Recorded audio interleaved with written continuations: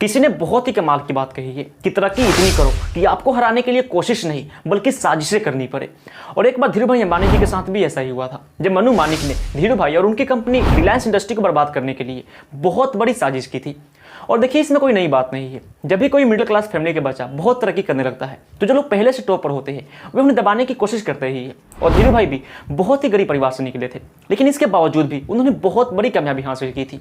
उस टाइम उनकी प्रसिद्धि एक एक्टर और एक क्रिकेटर से भी ज्यादा थी। तो आज की इस वीडियो में हम यही जानने वाले हैं कि धीरू भाई कौन थे, मनु मानिक कौन था, इन दोनों के बीच क्या लड़ाई हुई थी और आखिर अंत में जीता कौन। नमस्कार, मैं रंजन यादव आपको अपने चैनल पर स्वागत करता हूं। जिन लोगों को नहीं पता उन्हें मैं बता दूं कि धीरू भाई अंबानी वही व्यक्ति थे जिन्होंने रिलायंस इंडस्ट्री की स्थापना की थी। धीरू भाई अंबानी, जिनका पूरा नाम धीरज लाल हीराचंद अंबानी है, इनका जन्म 28 दिसंबर 1932 को गुजरात में हुआ था। इनके पिताजी एक स्कूल टीचर थे और इनके पिताजी का नाम हीराचंद गोवर्धन भाई अंबानी था और इनकी माता का नाम जमुनाबेन अंबानी है। धीरू भाई ने अपनी पहली नौकरी यमन के शहर अदन में की थी, जहां वे पेट्रोल पंप पे काम किया करते थे। और जब इनको अपनी पहली सैलरी मिली तो वे उस पैसों को लेकर 5 स्टार होटल में चले गए ताकि वहां पे वे चाय पी सके। और जब लोगों ने उनसे पूछा कि वे ऐसा किस लिए करते हैं, तब उन्होंने बताया कि देखो, वहां पे जो लोग आते हैं वे बड़े बड़े बिजनेसमैन होते हैं, तो मैं वहां उनकी बातें सुनने जाता हूँ, उनसे सीखने की कोशिश करता हूँ।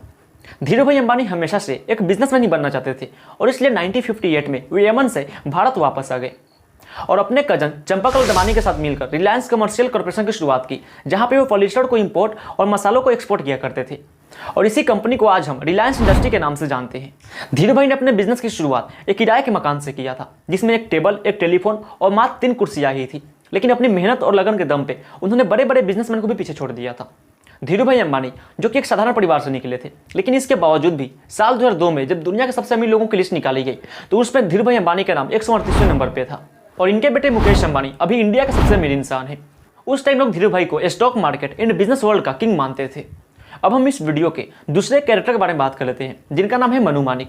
मनु मानिक, जिनको उस समय स्टॉक मार्केट का सबसे खतरनाक विलन माना जाता था। आपने स्कैम 1992 में इनको जरूर देखा होगा। यह बंदा इतना पावरफुल था कि इसने बड़ी बड़ी कंपनियों के शेयर को आसमान से सीधा जमीन पर ला दिया था और इसलिए लोग उनको द ब्लैक कोबरा के नाम से भी जानते थे। इन्हें उस समय इंडियन स्टॉक मार्केट का बेताज बादशाह कहा जाता था। इनका दबदबा इतना ज्यादा था कि बड़ी बड़ी लिस्टेड कंपनियां इनके इजाजत के बगैर कोई भी बड़ा डिसीजन नहीं ले पाती थी। यानी कंपनी का सीईओ कौन होगा, चेयरमैन कौन होगा, ये सब के सब मनु मानिक ही डिसाइड करते थे।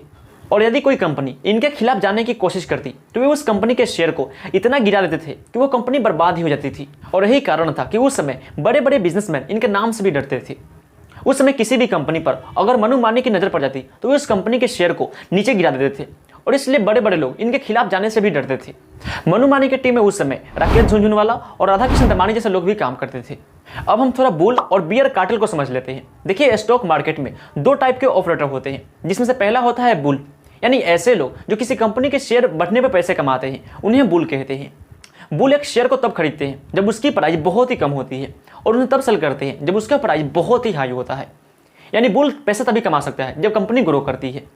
और वहीं पर जो दूसरे ऑपरेटर होते हैं उन्हें हम कहते हैं बियर्स, यानी ऐसे लोग जो किसी कंपनी के शेयर प्राइस नीचे गिरने में प्रॉफिट कमाते हैं, उन्हें हम बियर्स कहते हैं। जितना ज़्यादा शेयर प्राइस गिरता है उतना ही ज़्यादा उन्हें बेनिफिट होता है। देखिए, बियर ऑपरेटर्स उन कंपनीज को टारगेट करते हैं जिनका शेयर प्राइस बहुत ही हाई होता है और फिर वे उस कंपनी के शेयर को किसी स्टॉक ब्रोकर से उधार ले लेते हैं और उसके बाद वे उस शेयर को मार्केट में सेल करने लगते हैं। किसी कंपनी के शेयर प्राइस नीचे गिराकर पैसे कमाने की इस टेक्निक को शॉर्ट सेलिंग कहा जाता है।